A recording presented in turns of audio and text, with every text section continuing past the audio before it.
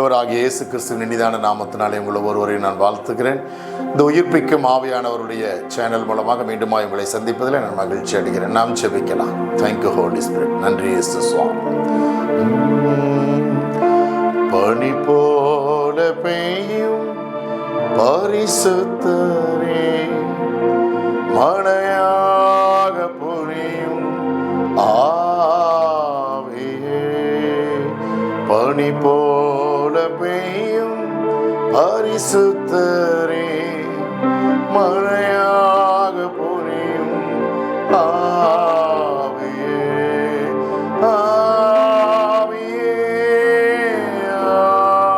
ஆவியே, மழையாக பொழியும் ஆவியே, ஆவியே,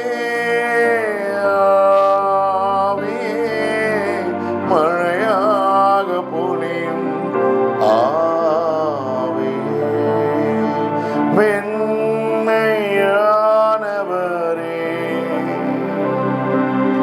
மேகஸ்தம்பமே,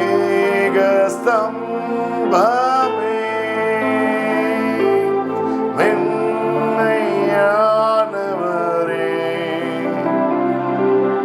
மேகஸ்தம்பமே, ஊற்று தண்ணீர் ஜீவநதி, ஊற்று தண்ணீர் ஜீவநதி, ஆனந்த தைலமே, ஆனந்த தைலமே,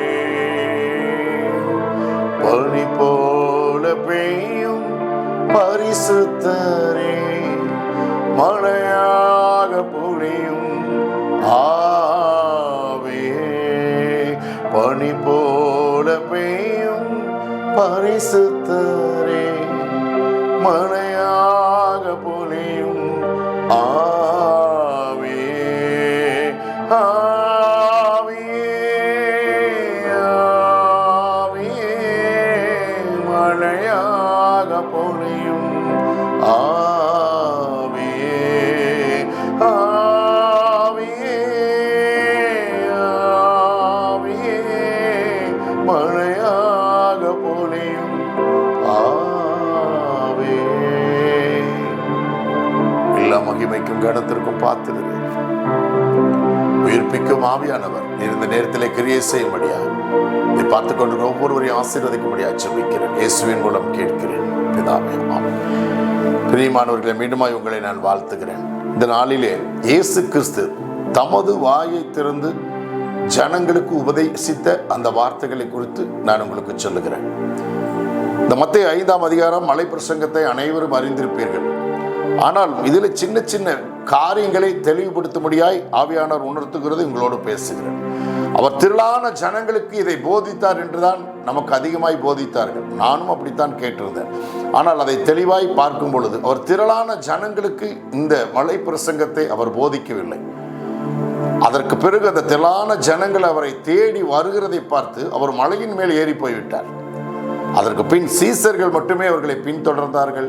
சீசர்கள் பின்தொடர்ந்து வந்தவர்களுக்கு மட்டுமே, இயேசுவை பின்தொடர்ந்து வருவர்களுக்கு மட்டுமே இந்த மலை பிரசங்கத்தை இயேசு போதித்தார். அந்த வார்த்தையின்படிதான் உங்களுக்கும் சொல்லுகிறேன்.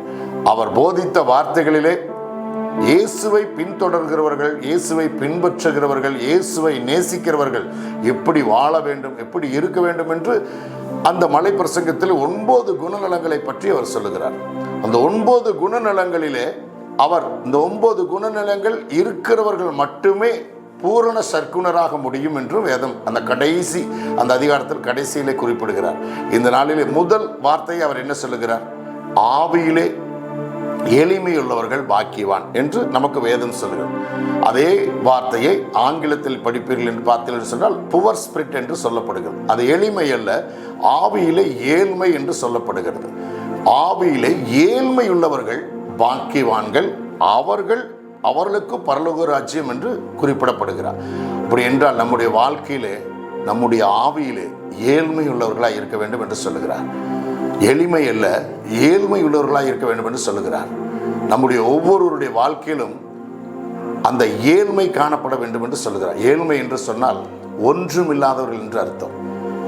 ஒன்றுமில்லாதவர்கள் தான் ஏழ்மையில் இருப்பவர்கள், எல்லாவற்றையும் துறந்தவர்கள், எதுவுமே தனக்கென்று வைத்துக் கொள்ளாதவர்கள், தனக்கென்று எதையுமே சொந்தம் கொண்டாடாதவர்கள்.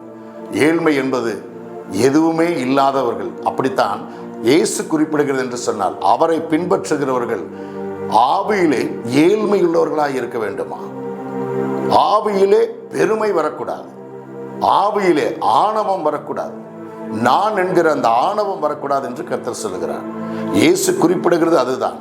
நம்முடைய வாழ்க்கையில் எல்லாருடைய குடும்பங்களிலும் நான் சம்பாதிக்கிறேன், நான் வீடு கட்டினேன், இது என்னுடையது, இது எங்களுடையது என்ற அந்த சுயநலம் உள்ள அந்த வார்த்தைகளும் ஆணவம் உள்ள வார்த்தைகளையும் எல்லாரும் பேசுகிறதை கேட்கிறோம். ஆனால் இயேசு என்ன சொல்லுகிறார்? இயேசுவை பின்பற்ற விரும்புவீர்கள் என்று சொன்னால் முதலாவது நம்முடைய ஆவி கர்த்தருக்கு கீழ்ப்படிந்திருக்க வேண்டும், அவர் பிரியப்படுகிறபடி ஏழ்மையாய் இருக்க வேண்டும் என்று சொல்லுகிறார்.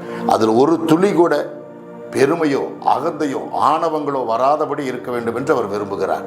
அவரை பின்பற்றுகிற என் அன்பு ஜனமே, இயேசுவை பின்தொடர விரும்புவீர்கள் என்று சொன்னால் முதலாவது இயேசு இந்த மலை பிரசங்கத்தில் சொன்ன வார்த்தை, உங்கள் ஆவியிலே ஏழ்மையுள்ளவர்களாய் இருப்பீர்கள் என்று சொன்னால் பரலோக ராஜ்யம் உங்களுடையது.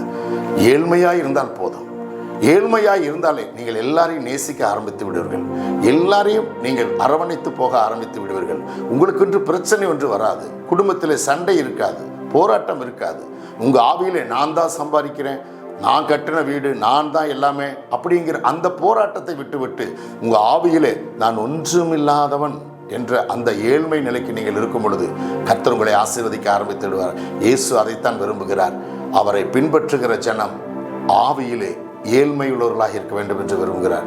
இந்த காரியத்தை நீங்கள் புரிந்து கொண்டு இயேசு பிரசங்கித்த இந்த வார்த்தையிலே ஏழ்மையாய் ஒன்றுமில்லாதவர்களாய் நம்முடைய ஆவியை நடத்தி கொண்டிருப்பீர்கள் என்று சொன்னால் நிச்சயமாக உங்கள் குடும்பத்திலே ஆசீர்வாதமும் நன்மையும் கிருபையும் தொடர்ந்து வரும். கர்த்தர் உங்களை ஆசீர்வதிப்பாராக. ஒரு நிமிடம் உங்களுக்காக நான் ஜெபிக்கிறேன். பிதாவே, உம்மை துதிக்கிறேன், உம்மை ஆராதிக்கிறோம். உயிர்ப்பிக்கும் ஆவியானவர் இந்த நாளிலே இந்த வார்த்தைகளை கேட்டு தங்களுடைய ஆவியிலே மேன்மையுள்ளவர்களாய், கனமுள்ளவர்களாய், ஆணவம் உள்ளவர்களாய் இருக்கிறவர்களை ஏழ்மையுள்ளவர்களாய் நீர் மாற்றி அவர்கள் வாழ்க்கையில் ஒரு பெரிய சமாதானத்தை நீர் தரும்படியாக நான் ஜெபிக்கிறேன். இந்த சமாதானம் அந்த வீடுகளுக்குள்ளே பாய்ந்து போகட்டும், கிருபை சூழ்ந்து கொள்ளட்டும். இன்று முதல் அவர்கள் வாழ்க்கையிலே ஆணவம் இல்லாதபடி, பெருமை இல்லாதபடி, அகந்தை இல்லாதபடி அவர்களுடைய ஆவியிலே ஏழ்மையுள்ளவர்களாய் இருக்க கர்த்தர் கிருபை செய்வீராக. இயேசுவின் மூலமாய் கேட்கிறேன் பிதாவே, ஆமென்.